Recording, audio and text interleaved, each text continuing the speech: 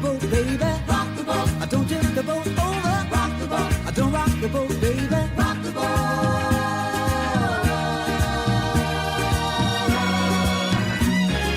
Ever since our voyage of love began, your touch has thrilled me like the rush of the wind, and your arms have held me safe from a rolling sea.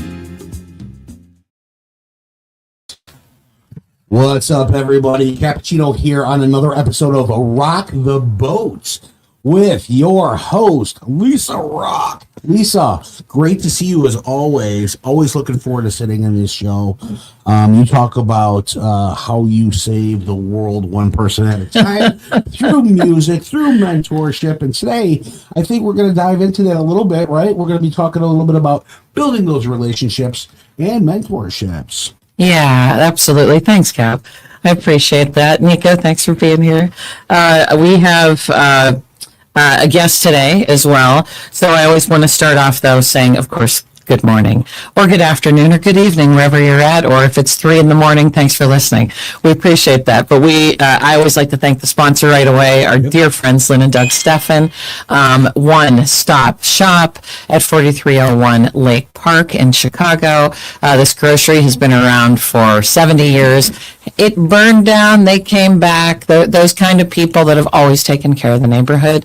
And I am honored to get to call them friends, supporters of the arts, lovers of the arts, and some of my favorite people to hang out with for sure, too. And lots of great people. Man, they built it bigger, stronger. That's exactly right. Well, you know what? I am from Cleveland. I'm from Warren, Ohio, but the Cleveland area, so we always say we're strong, but so is Chicago. Yeah, that is Chicago. That is the Midwest. That is who we are, right? That's who we all are. Angry, but we all love each other. You know, absolutely. View perspective is a little different. What is it at the dinner table, right? At Thanksgiving. Come on, have that conversation at Thanksgiving. Your brother's throwing something at you, you're throwing it back, and then somebody says something about your brother, and you're like, what'd you say? Right. That's my brother. That's right. You can't say that. Only I could. Yes, absolutely. Listen, if you like what you see here today, make sure you go on the old Google box, YouTube channel, 216 Creators Studios. Make sure you like, share, subscribe. Ding that bell for the future notifications. We appreciate all the supports. What do we got today? We've got friend Eddie Sugarman. So I'd like to introduce Eddie. You talk about the connection of mentoring and people that you don't think you're in their circle. You don't realize how wide that circle goes by one person that you've met, and what that can extend to, and that you're helping them, they're helping you, because you have that trust with that person that's dotted line connected to them, right? That's right. So I think this was the perfect first guest. Can I say this is my perfect first guest, just to show this example of what this looks like to people, where they go, I don't understand what you're talking about. And it's like, now I want to introduce Eddie so we can talk about how we know each other, and kind of that relationship that you have with someone that you maybe not talking to, hanging out with, but somehow you know each other because of mutual things. So, I love it. And we're going to call him Perfect Eddie now. No pressure, Eddie. Perfect Eddie. Let's bring him in, Nico. Hey, Eddie. How you doing, bud?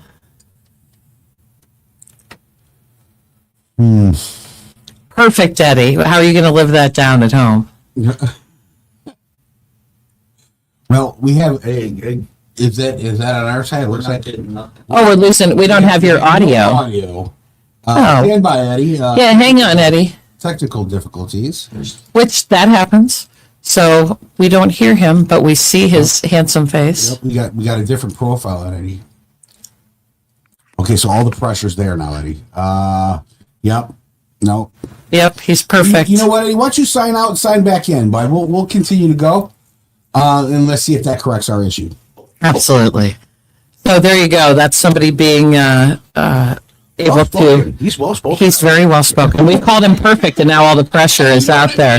You know, when you call someone perfect, it's like, well, I am, so I'm done, so I don't have to say anything. When in the room, things happen. That's, you know what, that's all. Like we said earlier, the ghost in the machine. So that's a perfect thing for me on a tour. I can give that tour moment people travel people all the time. They'll travel their sound guys, and I get asked that, and whenever I'm going to venues, and it's not dinging anybody that does that. I'm like, oh no, I trust everywhere I'm going that your gremlins. That's right. That sound person knows their gremlins. If I were bringing the equipment, that would be a whole different thing. But to ask somebody to come in and look at your stuff and then go, I don't know what's yet. No, I love. Piece of tape on that one wire that holds it. That's right. For a reason. That's right. For a reason. And you don't. And that's, so for us, I'm like, oh no, I trust your team. I trust what you're doing. Lights. My thing I always say is, here's the thing. We've been together now 16 years, and whatever lights they don't let you play with, all the toys, go for it. You can't throw us. So they'll do all these gobos and, not disco, because, Carpenters aren't disco era, but they'll still throw just the coolest stuff at us, have stuff on the scrim it's a blast. And I love that. And that, you should see their faces, too. They're just like, oh, I get to play with all the toys. And I'm like, seriously, have some fun. They're like, how about some smog? Yes. Let me ask you a question. So on every different stage you go to, we're talking about building relationships. So when you go to a different stage, how many new people do you meet? And then what are some of the red flags that you see where you're like, nope? Or what are some of the key points where you're like, I want to be part of this man's or this woman's life? Yes, because they are awesome. Yeah. Well, the big thing is we send the rider ahead of time, not with the green M&Ms. I have the little things we like to eat, and the dinner that they bring to us, and that we talk about that. That's not just, but it needs set up, when we get there, so there's no time wasted, right? We get there, everything's set, so we can literally plug in and do our sound checks. So we get there and all that's done. I'm like, we're in a boss place. This place is just, they're doing their job. But we have people meet us at the door, walking us through, hey, here's the green room. We've got all this food set up. Hey, here's, that people are walking. It's their house. They're proud of their house. Right. And so they come and introduce us to everybody, walk us around. I don't know, and I'm not being diplomatic about this. I can't really go back in my brain and think about a lot of places that weren't prepared. The major ones that did happen, the band, of course, we have funny stories because it was literally up till the curtain was pulled that they were adjusting things. We had a time that there was a guy we had to get off the stage because he was tuning the piano. So we were like, dude, we're starting in like 5 minutes if you want. So those have happened. We would go back. We'd go back to that. So it's the right attitude for us. Right. I've got an easygoing group of people, so that makes that good. Yeah. But the people I want to be friends with. I mean, those. I don't know. You and I met. Nico, we met, that instant, Yeah. So that. And there's plenty of people that I do anything for these venues. And I call them, there's plenty of venues I don't work at. And I'll be like, what are you guys booking? What's going on? I know, we're not a fit. And we talk through, hey, I have some other friends. I'm not going to dime for that. But this is a family. That's right. This is a family, the venues are. So some of the venues, how's this for a fair view of it, Cap? Some of them I am thrilled but then some of them are that cousin you don't see except once got that cousin every 6 years or so, and you're happy to see them. And I'm going to give them a hug and we're going to break some bread together. But absolutely. Yeah, see you in 6 years. So, but I would say 99% of the places that we've been, and we have, I think, a 90-some% return rate. So that, I know that says stuff about my band. Well, you and your band, you're all just wholesome, transparent, good people. Wholesome. Oh, well, you're gonna. Oh. I'm gonna use that loosely. But when I say wholesome, I mean you are out to help others. You're not. Yes, that's fair. Well, you say wholesome when I'm saying, there have been the times that we've been in Texas and they've invited us to dance on the bar. We did that. Well, and that's just it. Yeah, we've done that. Walk into a place. You're not the band that's like it's Bob the stagehand. Don't talk to them. Oh my goodness, right? Are you kidding? If they don't eat with us, we're insulted. Right. We want you guys to eat with us. It's like we're only doing what we do. You just happen to be behind the stage, right? That's like, right. yeah. Oh no, absolutely. Wholesome. They're gonna laugh. It's all. They're all gonna go. They called us wholesome, and I'm gonna. So you don't understand, Cap. So for the next tour, every time we get, it's Lisa Rock and the Wholesome Band. That's exactly what they're gonna do to me. But thank you for that. I appreciate that. No, it's amazing what they are, as who they are, like what they represent as well. Like every one of those people that I have with me, that chosen family, they care as well. They care how they're representing the band. They care how they represent themselves. Right. They understand this is not a fly by night. This is not a one-time thing. This is us building relationships and building a new family on the road. And each place, we're inviting them in to not be the cousin we only see every 6 years. Right. We want to come back every year, every couple years, every 3 years. There's a place I'm on every 10 years, and I was like, oh my god, 10? It's got to feel good when you feel like you're at home everywhere you go. It does, and they know. Again, the band. The backstages can look the same, but you can remind the band of, remember that potato bar they did, like a baked potato bar, and they're like, because I could describe the stage, but I say the baked, I don't know, and I'm like, that they remember it by the food, and again, I'm doing the contract, so I say the name a lot and all that, but they're hilarious. It's always food with them that they're going to Masticholi. Yes, remember that Italian place. Remember they took us, somebody kept that place open for us, and we got to stay at some wine bar, and some guy, Georgia, and of course that's how you remember it. Not that was like the coolest stage or those types of things. So I love them for that. There's so many things I love them over. There's so much good stuff out there. How are you doing with Eddie, Nico? He's still lagging. We're still lagging a little bit. We can try one more time. In worst case, what we do is, and if you can hear me, Eddie, if this doesn't work, jump on your cell phone and call Lisa, and we'll hold you to the mic. Conversation that way. That sounds great. Okay, let's bring him on. Let's see how smooth, perfect Eddie is. Perfect. Yes. Okay, so far it's a black screen. Okay. Yeah. Hey. Okay. So we could at least get the picture of him. Yes. Why don't we'll leave this up, jump on your cell phone, and call Lisa. Yeah, give me a call. Yeah, we can't hear you at all. Yep, we lost him. Give her a call. You can stay up on screen. If you're able to give her a call, we'll put you on mic.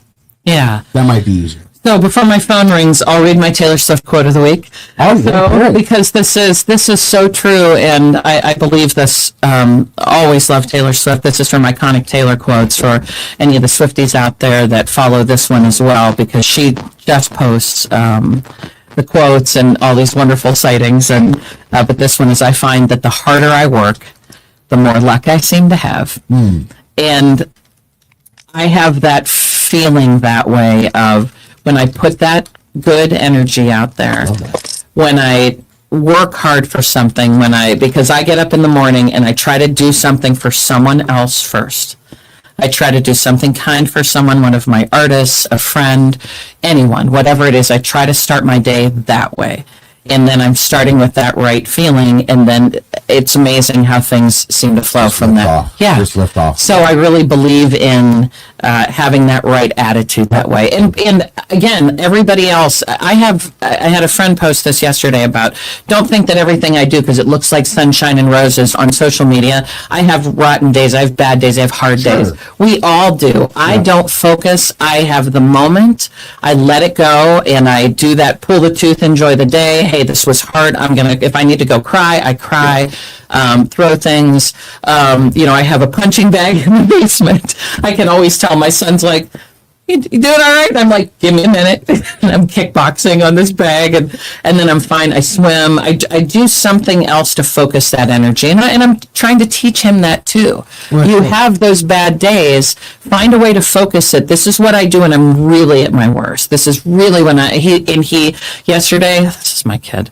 He's 16, just got his license. He went to my mom's old place where we still go perform, but just to visit one of my mom's friends. He spent from 5:45 until 8:15 last night, visiting with her. She made him coffee. She gave him the little candies he brought home. But he was missing my mom. He was just feeling kind of down. And so I said, look at that. You did that. We didn't tell him to do that. Yeah. He did that on his own. He found his he found something that gave him some calm, that made him feel good. So I like that. I like that. Hopefully we've taught him to focus that if there's something negative going on, find something positive. And he did. So I'm proud of him. I love how you challenge that. Life is a challenge. And you have to look at it that way. Yeah. You have to have bad times in order to have good times. You do. There's a balance. And you have to recognize them, How you right? act towards those bad times is going to make the difference of your day, right? Yes, because you can't kick and scream. You can't break things. You can't, but what does that do? What's the alternative, right? So Yes. if you have a mindset to that, listen, for a long time I said, I just want to be happy. And I've learned I don't want to be happy. I want to be useful. I like Because that. useful is important. If you're useful, happiness just follows. It does. Yeah. Oh, that's great. Oh, now you're making me think about that, because we all, whatever it is, right? Whatever it is, why do people stop to help someone? Simple things in the grocery. Why do we help? I've helped people my age, and I'm not a child, but I've helped people my age with groceries because I see they're struggling. I see they've got too much, and give me your card. I got that. Those tiniest moments of that too, it feels amazing, right? To do something like that, but it's not. I'm not doing it for that feeling. I'm open to that. Yes. I'm open to seeing all of that. I try not to be in a hurry all the time, even though we are. Aren't we? Aren't we always trying to rush to things? Everybody's rushing through everything. Yeah. It depends also in where you're at. As Yeah. a country girl, you're maybe not in so much of a rush, right? Yeah. You learn how to balance that out a little better. Metropolitan areas where we're go. We're busy, right? Yeah. Especially, you juggle so many things in your life that Yes, but I don't want to miss one of them. I stop and look at my son all the time and think about, this is the year before his junior year. Next year is going to be the year before his senior year. The next summer is going to be before he's going to college. And I don't want to miss a moment of any of that. And I have always been the person that I knew to appreciate those things. I had loss early in my life. But I've just always been kind of that person that I'm the sentimental one of everybody, and I appreciate those moments. I love that. So life is made of moments. That's the way it was taught to me. Yes. And it's about how you cherish those moments and those memories. The biggest accomplishment that I have in my life are my kids. Oh, And so, Yeah. with that being said, they're also my biggest investment. yeah. And I teach them that the sense of accomplishment by helping others is greater than the dollar. Money does not buy happiness, but it sure rents the hell out of it, doesn't it? So It helps. Yeah, you need money to survive. You need money to move Yeah. forward, but the sense of accomplishment by actually helping other people is massive. Oh, is that Eddie? Here and hello. Nope, that is. Look at that. We have Eddie on the phone now, and right. we have a video. Hi, On the Eddie. phone. And let's bring him up on phone. Mute his mic if he's talking. It's going to be smooth now. Watch on the camera. Yeah, should I do this and hold it up like this? All right, say something, Eddie. Okay, I'm talking words to you. Perfect. Yes, you are. Look at that. Welcome aboard. And of course, you're you're not frozen on the screen. That's what's funny. But then you are. But then you are. So See the ceiling fan moving, Eddie. You're not fooling anybody. yeah. Oh, well, Eddie, we're talking about just kind of those everyday moments of how you start your day, how you staying positive, doing something for others. We talk about that on the show a lot, serving others, kind of bringing that in. So before we dive into everything that we're going to dive into, Eddie, tell everybody what you do. Tell everybody, give some of your backstory before we talk about how you and I know each other. Sure. Like many many Midwesterners, I heard you came up in Cleveland, Lisa, and I was born there too. So like many Midwesterners, I've spent most of my life disappointing my parents. So my brothers and I were all supposed to be doctors and lawyers, and we were over 3. So I was a musical theater performer guy, and then I was a writer guy. So in different parts of my life, I've done different artsy things. And I was a stuntman for a brief time, and for most of my career, last couple of decades, I've been helping to lead theaters and arts organizations, and was really, I guess, speaking of serving people, I was really surprised to find how satisfying it was to, I mean, sure, I like a crowd and I like being on the stage, but I really, again, was surprised to find that supporting and putting on the show and bringing together groups of people in these theater spaces is something that I really, really enjoyed.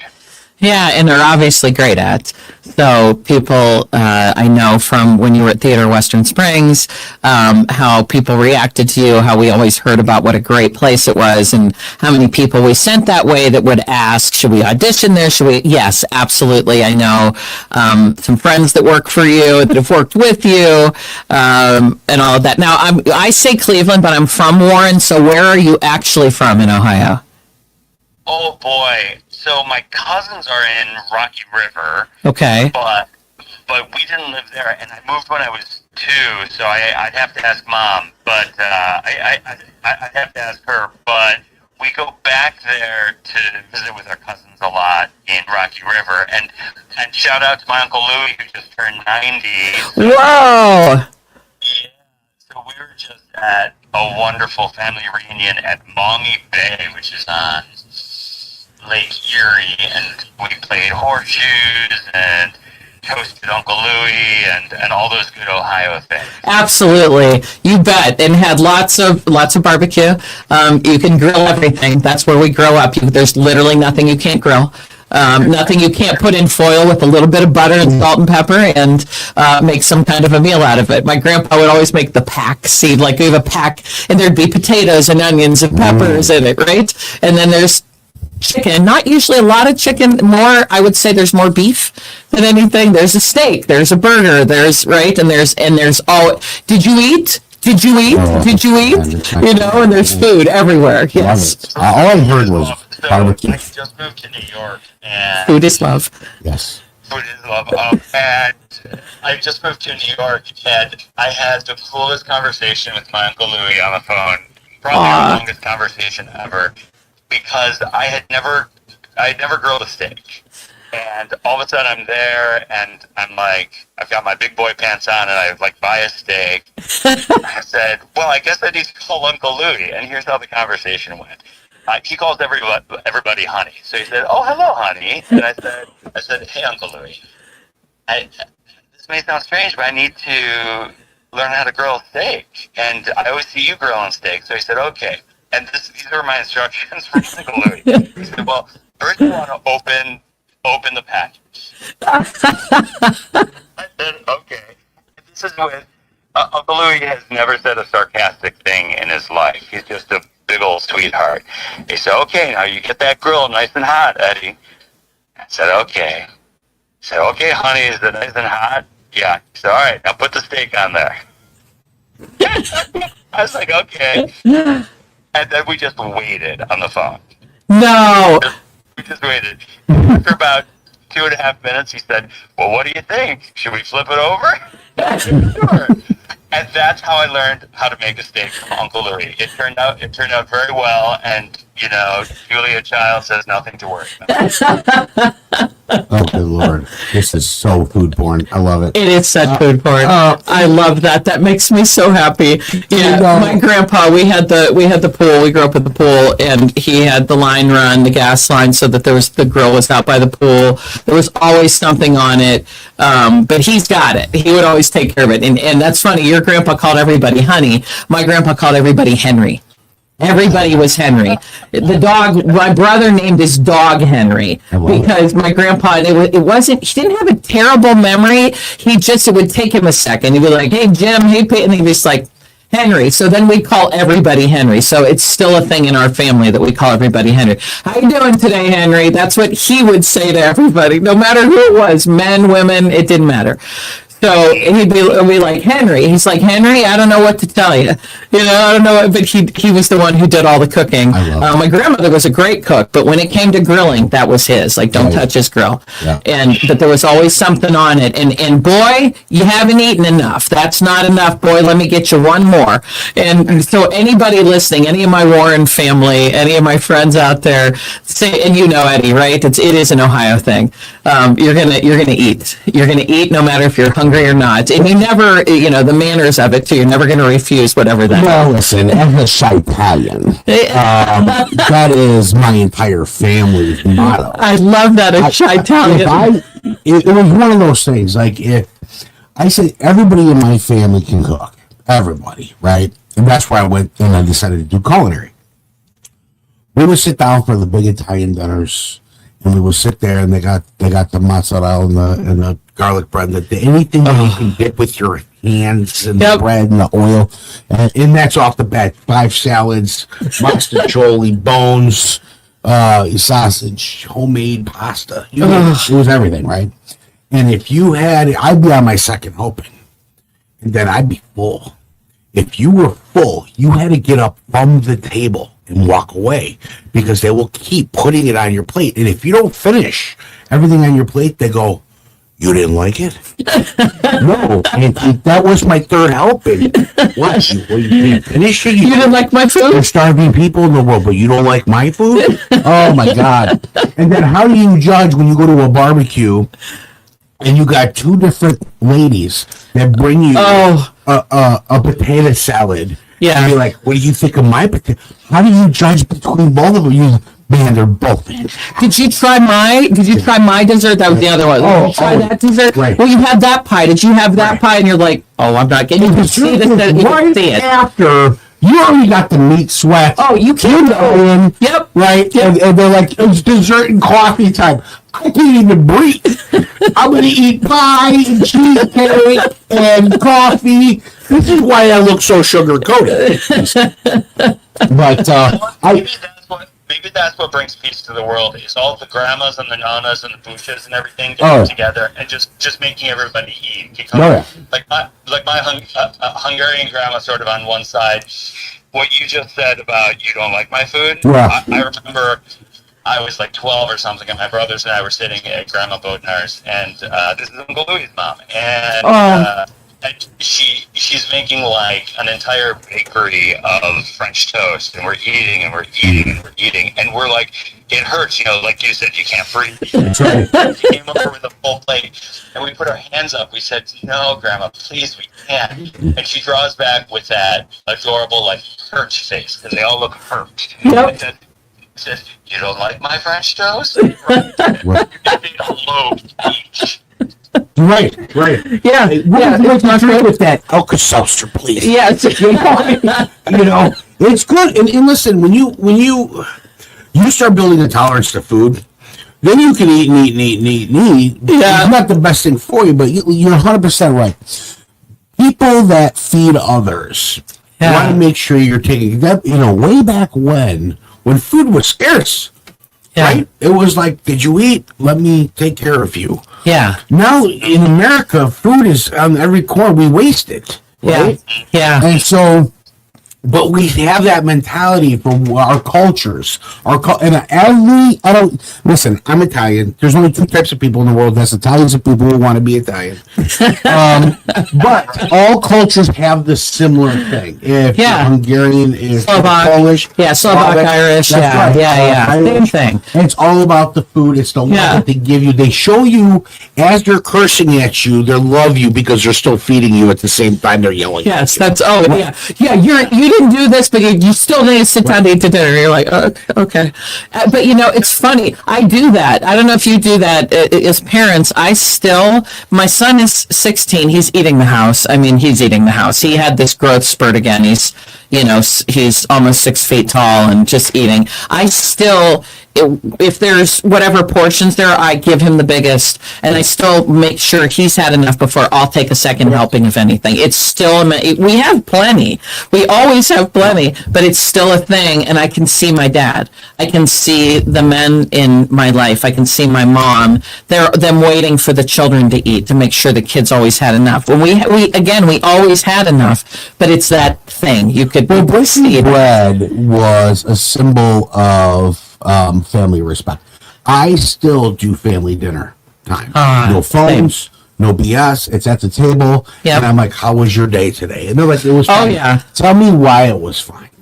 This is how you get involved with your family, and it's over food. And it's over that love. Now, there's a point in your life when you have toddlers that are growing up to where your dinner is their leftovers while you're doing dishes because you just don't have the time. It's laundry, it's everything else happening under the sun.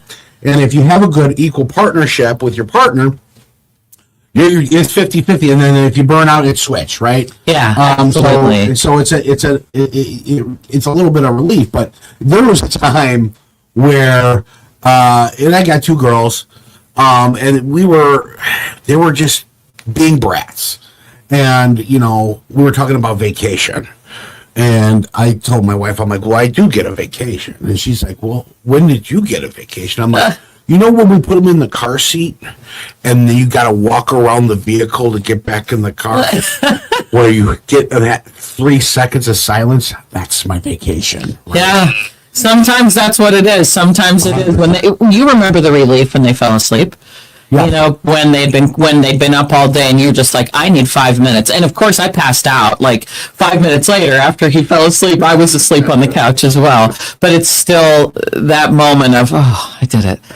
I've done it. Here we are, right? I have had uncles. Yeah. Piles of nieces and nephews. Everybody's in an O. So I got a Rocco and Angelina, a Gianna, a Lucy. Right? There's all these Italian. Everybody's loud and obnoxious.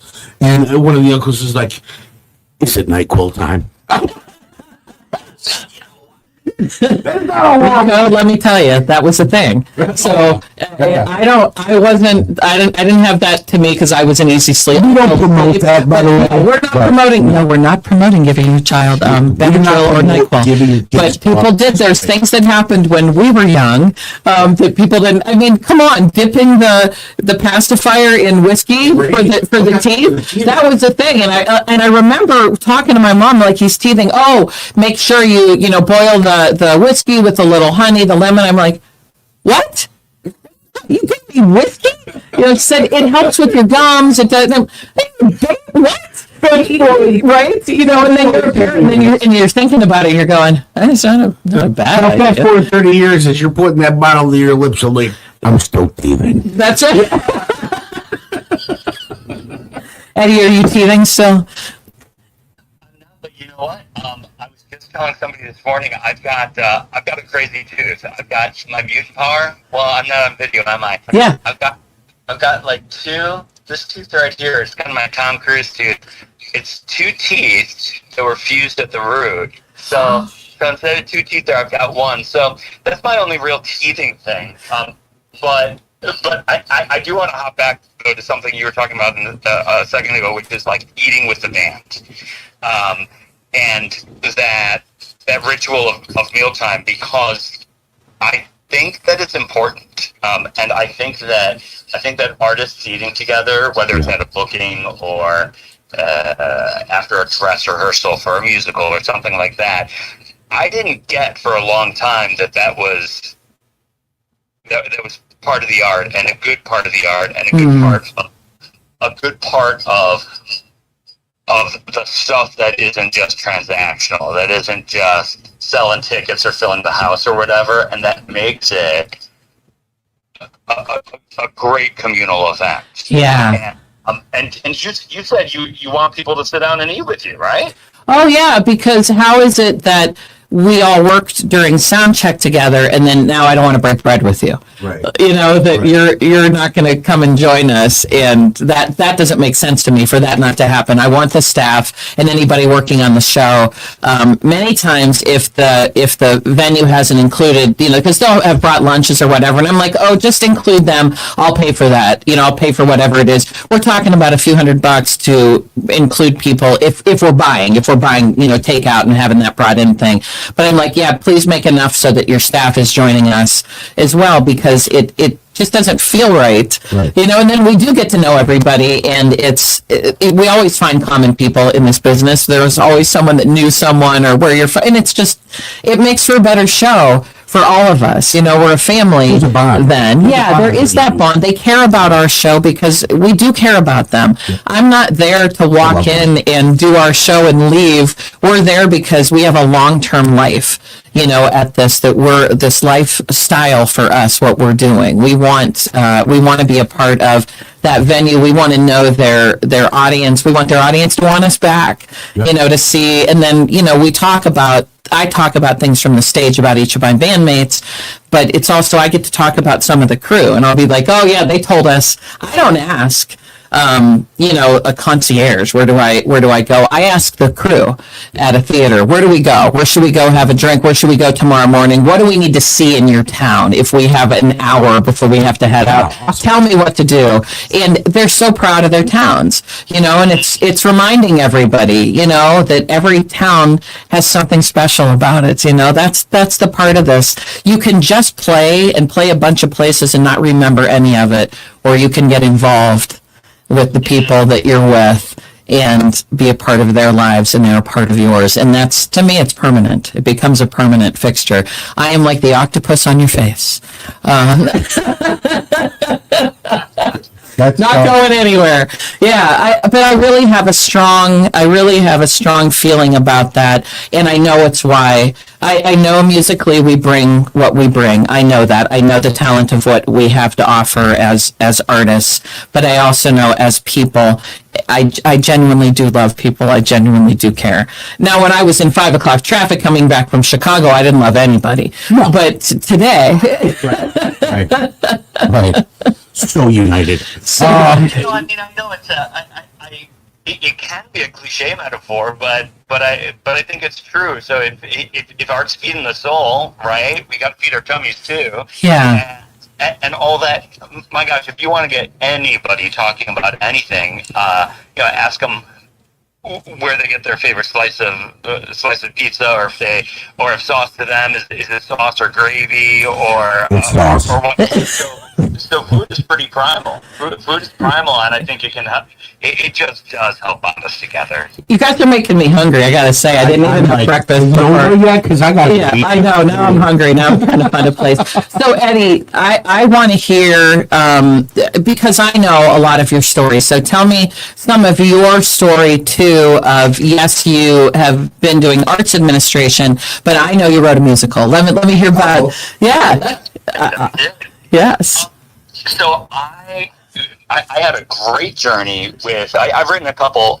The one that I've had just a little bit of success with, though, is called Meet John Doe, and it's based on a Frank Capra movie that starred Gary Cooper and Barbara Stanwyck, and it's political, romantic, and sassy, and it's a great story. So Andrew Gerla, my collaborator, and I wrote that some years back and had a great development track across the country. We ended up at Goodspeed Musicals, and then did some rewriting and opened at Ford's Theater in DC.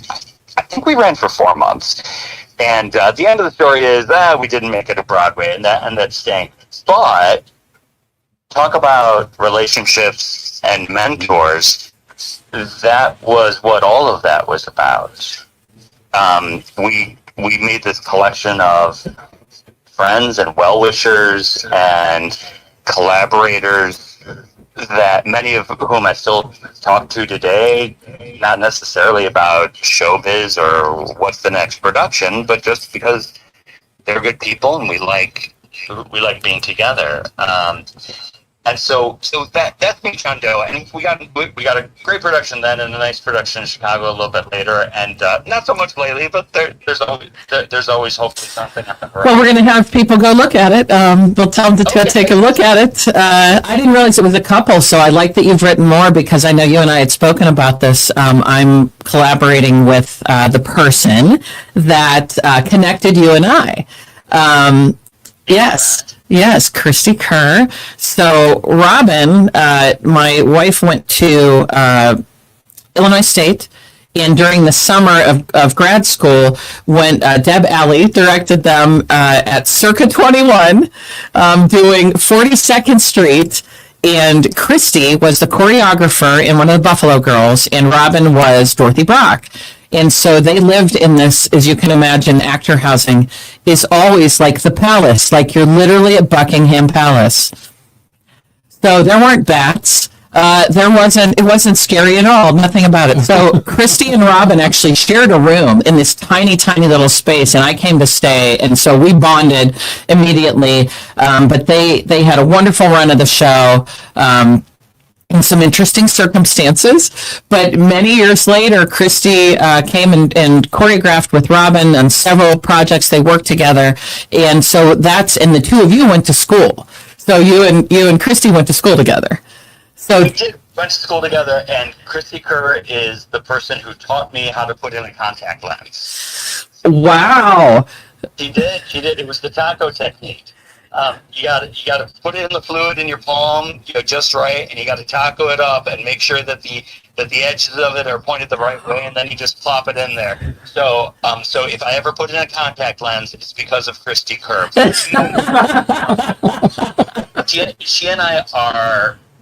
She's just one of my very best friends, and it's been great being friends and also supporting each other's careers over the years. Fantastic. She's one of these people, and it doesn't need to always be one of your true blue old friends, but I've been thinking about what makes a mentor or what makes sort of a lateral mentor, like a showbiz buddy or something like that. Yeah. And I kept coming back as I was thinking about it last night. I kept coming back to trust.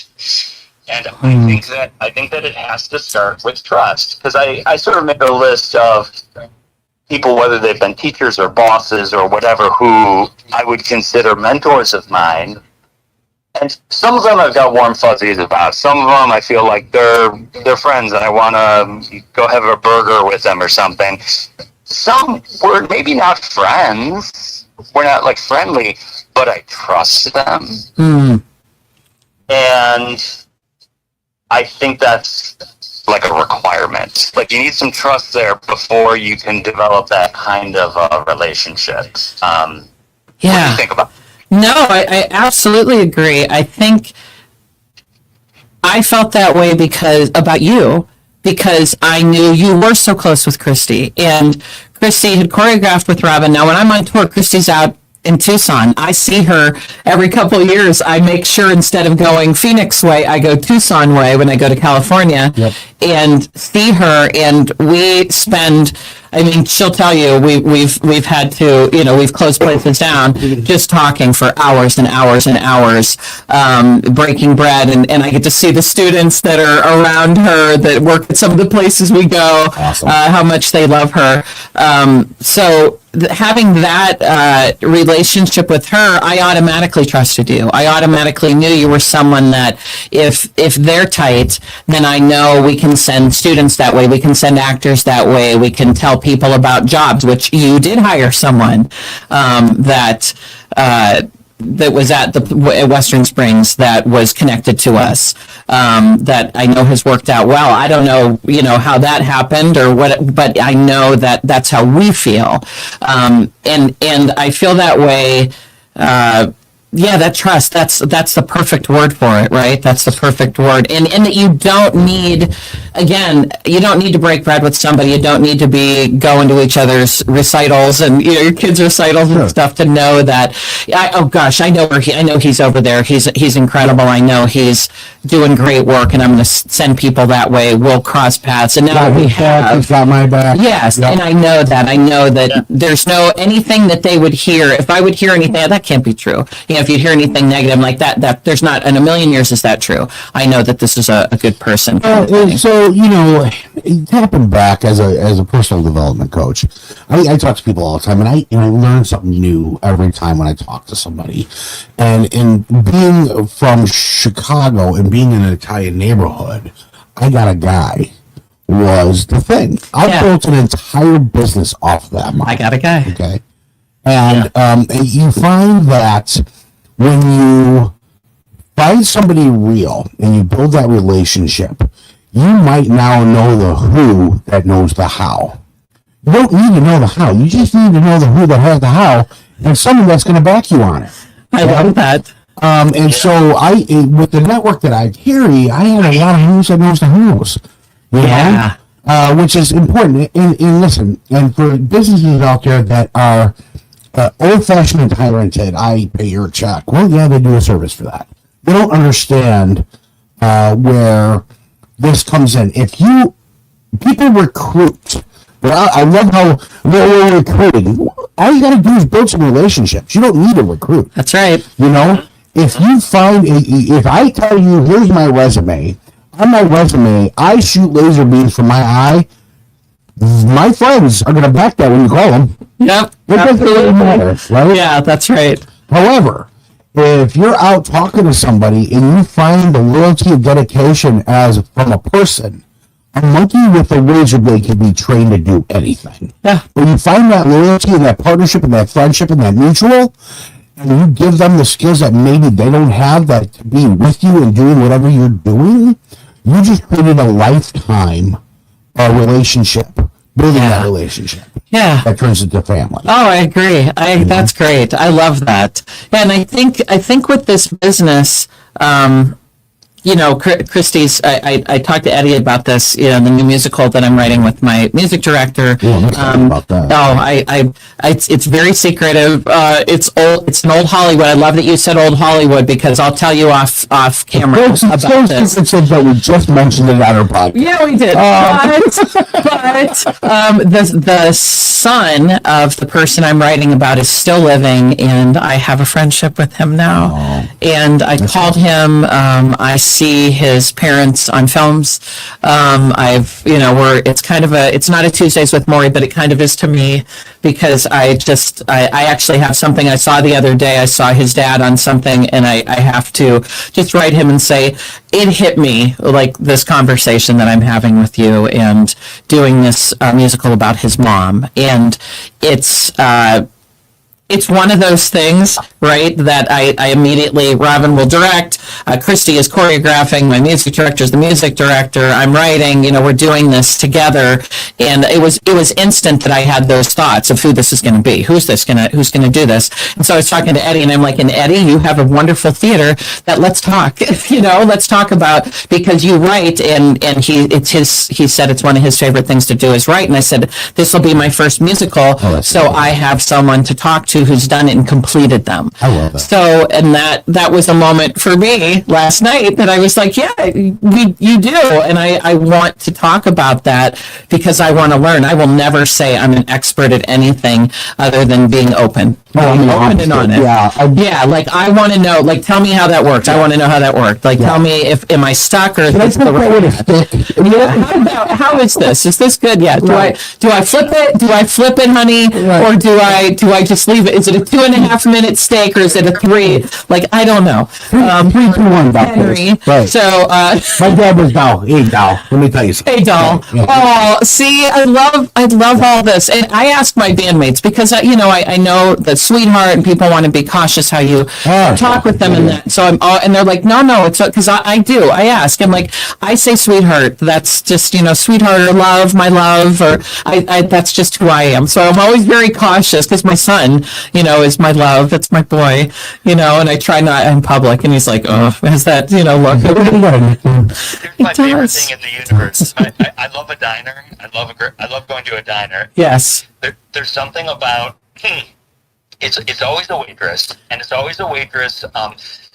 Sometimes with an accent, sometimes with not. It's usually of a certain age, and a waitress who can call you hun. Yes.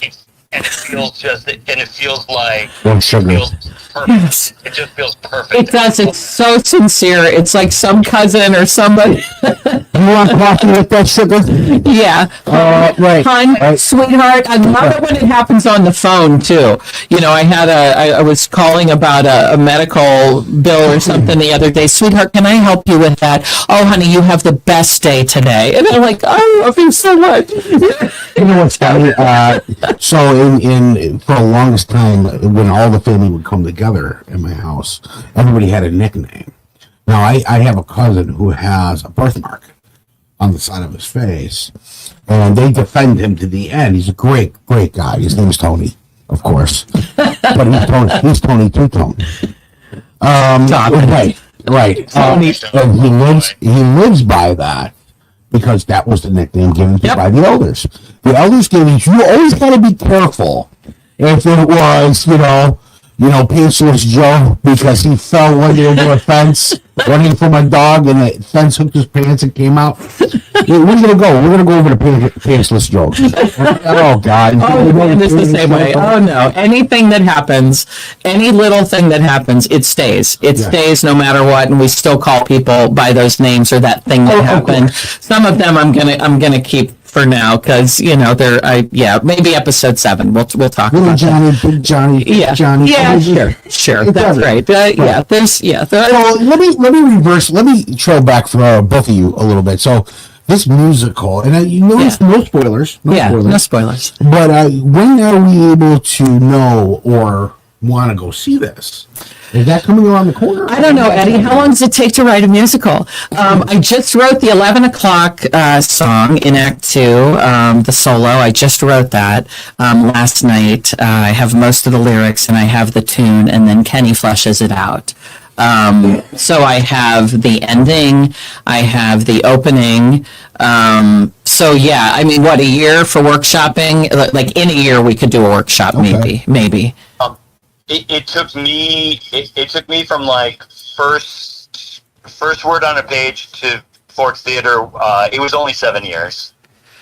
Oh my goodness. Wow. 7.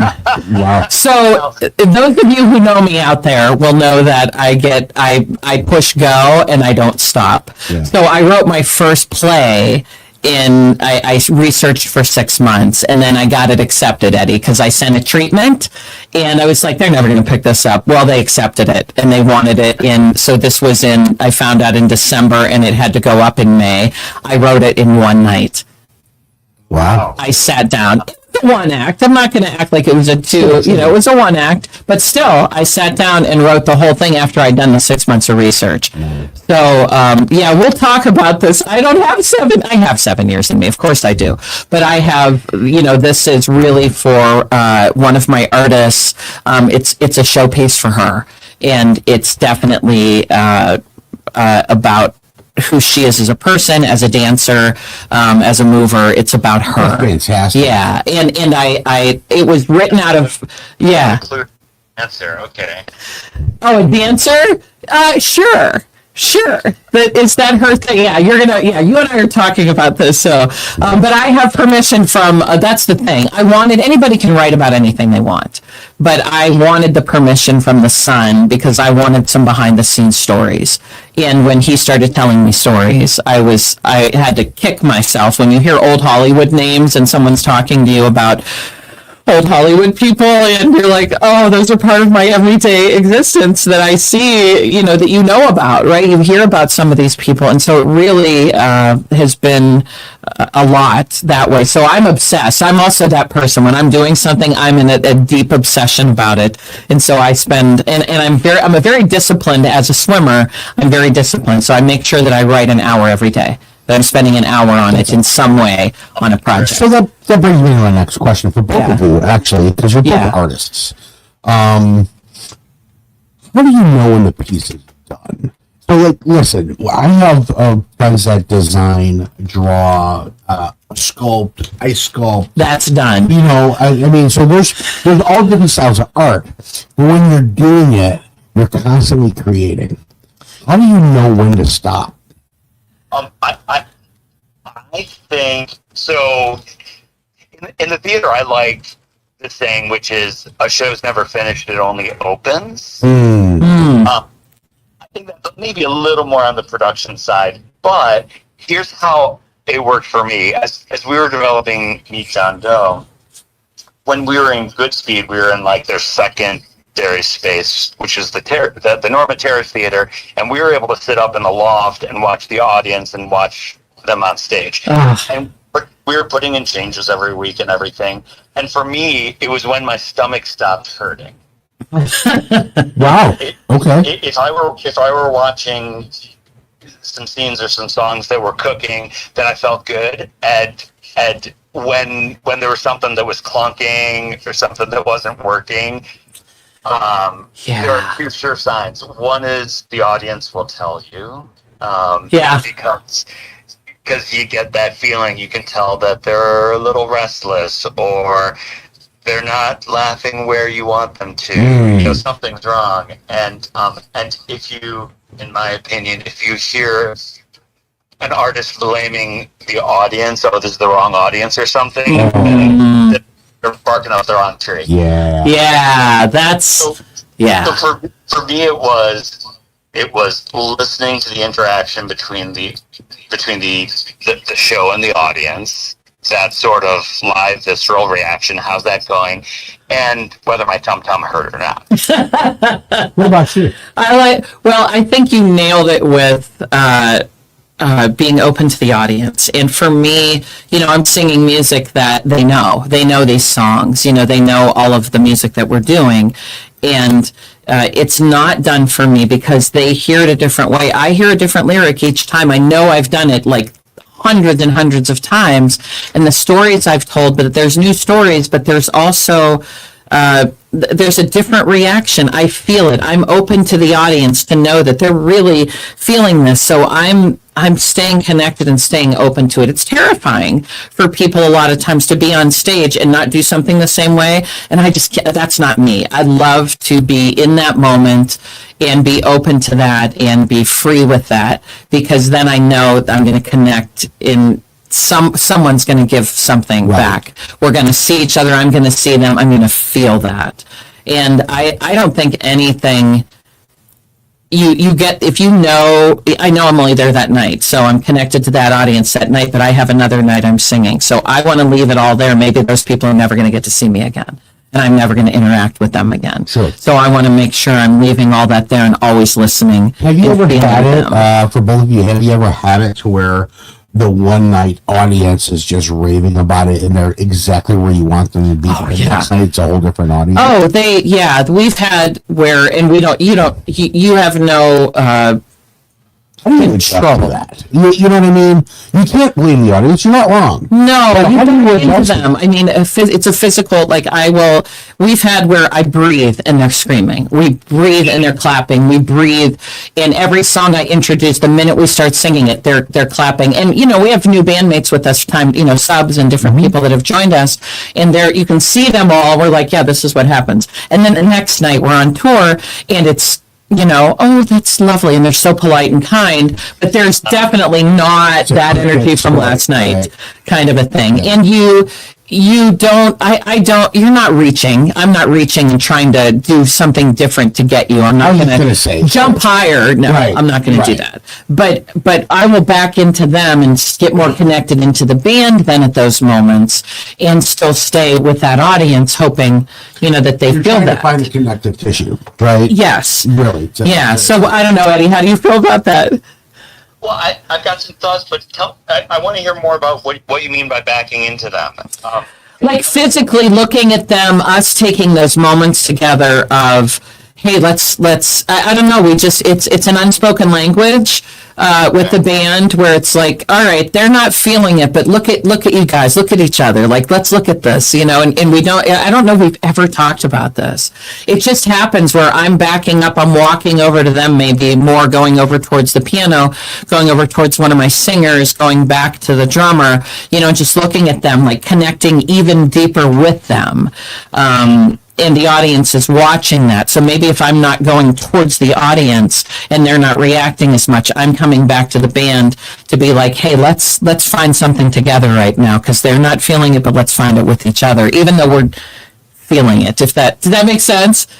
I think it makes a lot of sense, and that feels very similar to something in my theater experience, which is it not forcing it. Not Yes. forcing and like trying harder and like laugh, damn you laugh, right? Yeah. Right. That was funny. You missed it. Right. No, don't just, they missed it. That's fine, but move on, find something else. Well, a lot of times, too, talking to a couple of friends that are stand-up comedians, they'll utilize the words too soon. To break that ice. Yeah. And with band members that I've talked to, some of them actually have a song that interacts the crowd, and they hold that aside. If they don't need it, they don't use it. Oh, But interesting. they'll point to the left and be like, all right, guys, this is your part. This is what you're Yep. doing. Middle, Yep. this is what you're doing. Right, this is what you're doing. If it feels like crickets, they involve them. And then after that, the rest of the stage is theirs. Yeah. That's how they utilize it.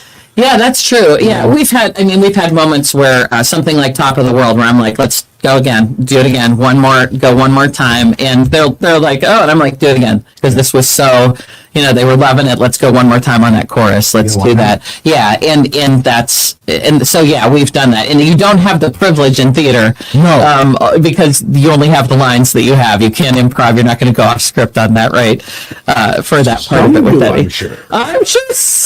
So yes, your Danny Kaye's, your. I love Danny Kaye. Wow, there's a name that kids will not ever know. Look it up. About That's somebody, Danny Kaye. that's an elder. Yeah. I love that. I love that you said that too, because that's something that I feel very strongly about. I love the regard, the respect, like making sure we say our elders and Yes. looking at those coming before us that we remember to respect Yeah, and well, go that way. and So, let's throw the name out there one more time. Danny Kaye, right? Danny Kaye. Like this man, and they were going to write a movie about him, The Life and Chronicles of Danny Kaye, Yeah. and that never came out because I guess there were some family members that were like, no, Oh. we're not going there, right? I watched Danny Kaye because my grandfather on my mom's side. My dad was big into the black and white scenes out there. Yeah. Him swinging it in a castle on a rope and Yeah. watching the comedy that kind of goes with it. The man was a genius. Yeah, absolutely. A comedic genius as well as an acting genius. Yep. So I love the fact that you threw out Danny Kaye. Yeah. I love that. You know. I didn't see him in Broadway on the day. It was before my time, but he was famous or infamous for just breaking from the script and going and addressing the audience and doing a shtick. And I don't know how the rest of the cast or the producers felt about that, but talk about somebody who came from the tradition of connecting with an audience. Yeah. Beautifully so. Beautifully so. Yeah. I know. I can't believe, Eddie, I told you when we talked that this was going to go too fast, and it has. Yeah. So so tell them where you're at, where we're coming. Actually, my Close to You Music of the Carpenters, this is the first time we're local coming up. And Eddie, you tell them about your space because it's look, he's got a picture. Do you have a picture? I do. There's our here. This is our season fan right here. Oh my And- gosh. And there you are. There you are, close to you. October 4th, that's Saturday, October 4th at Schaumburg, the Al Larson Prairie Center. The L. Larson Prairie Center for the Arts, and you can go to prairiecenter.org and pick up some tickets to come see Lisa Rock and close to you. We can't wait to have you. It's a beautiful, beautiful space. We're at about 440 seats, and it sounds like such a line, but there's not a bad seat in the house. It's true though. That's not, you know what? I love when people say that because it's true the way that it's built. That is absolutely true. So, yeah. And we got on sale. We're working hard for you selling tickets, and we would love for people to come out and see you. Oh, thank you, Eddie. It's a pleasure to talk to you. And we'll chat because I'm going to call you after this because I have to tell you, I know we have to talk about the musical. So I'm going to talk to him about that afterwards and the guys, so we'll talk. Yes, but thank you, Eddie, for coming and thanks for being a part of Rock the Boat. We hope that everyone comes and gets tickets to not just to our show, but everything else you're offering at your space. And you have a wonderful group there that I so appreciate and had the privilege to meet at your art show, at your art fair that you had during the summer. So yeah, we're looking forward to being a part of your season and happy to be a part of the family. So yeah. Well, thank you. Sorry for the technical trouble on my end. I'm glad we were able to work this out, all MacGyver style. Right. Yeah, next time we'll get you in the studio so we can banter back and forth. So we'll get you back because there's too much to talk about as we can see. I love it. Yeah. I love it. Yeah, so thanks for coming to Rock the Boat, and we thank Lynn and Doug Steffen, our sponsors again at One Stop Shop, 4301 Park Lake. And we thank 216 Creator Studios and all of you for listening. It's a privilege to get to talk about what I do, to talk about what Eddie does, a privilege to be in the arts, and we thank you for your support. You're the best producers out there. Oh, thank you. Listen, click that link below in the description, folks. You want to go see Lisa Rock at the theater in Schaumburg, there will be a link there for you to go check it out. I'm probably going to be there. You know what? I'll be signing autographs. Yeah, you will. Of Cappuccino. Yeah, you will. I'd be happy to do that. We would love that. Yeah. Absolutely. We'd love to have you there. A fan base of all 5 people. 3 of them live in my head, and 2 of them have accents. But yeah, listen. Check that out. If you want to see more content from 216 Creator Studios, don't be afraid to go to YouTube. Make sure you like, share, subscribe, and ding that bell for the future notifications. We appreciate your support. Until next time, folks, rock the boat or don't rock the boat.